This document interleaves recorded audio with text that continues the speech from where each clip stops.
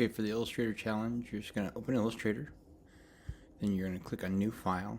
I want you to go ahead and create it as 1080 by 1080 at 150 pixels per inch. And click Create. We're going to create a pattern. And it can be as simple as taking some artwork and making it repeat. What I'm going to do is go to Window and Symbols, and I want you to use something from Symbols. So I go to Symbols, and it opens up this little window right here. It should. Then you go to the library, and I'm going to go to Nature. And it gives me all these different things from nature, so I'm just going to take and just drag them onto here. Hopefully some of them are bigger.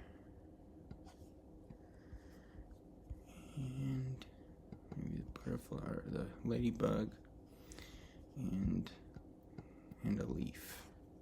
Okay, so now I'm going to make these bigger, but what I want to do is create a box first. So I'm going to click with the rectangle tool and just do let's do a 200 by 200 square. Okay, so this is going to be where our pattern exists. So I'm going to zoom in on it. And then I'm going to take and put the bug.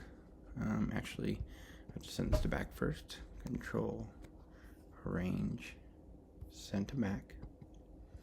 I'm also going to get rid of the stroke. And then I'm going to start dragging these objects on top of it. I'm going to make it a different color so I can see it. Make it orange, okay, and then maybe like a light gray, just so I can see it. There we go. And then I'm going to take these and put these inside of this space in weird spots. Not sure what that is. I'm going to delete that. I'm going to put the leaf in there instead. So I put the leaf up here. And there's my butterfly. And kind of rotate the butterfly a little bit so not everything is looking too straight. I want to get everything inside the square. Not a big deal to make it anything special. So I'm going to then highlight it, and I'm going to go to Object, Pattern, and then Make. And it'll make a pattern like this. It does look like it's off by a few. Like I made the box 200 by 200, but this for some reason went to bigger than 200. So I'm just going to go in and change it. So I'm going to click OK. And then I'm going to go in and just change this to 200. And when I do that, the lines close up in here. You see no more lines. And then I go up to the top and I say done. Now, if I were to create any object, so if I go in and create like a snowman shape, so I'll just do 3 circles like that. And then I'm going to highlight through them.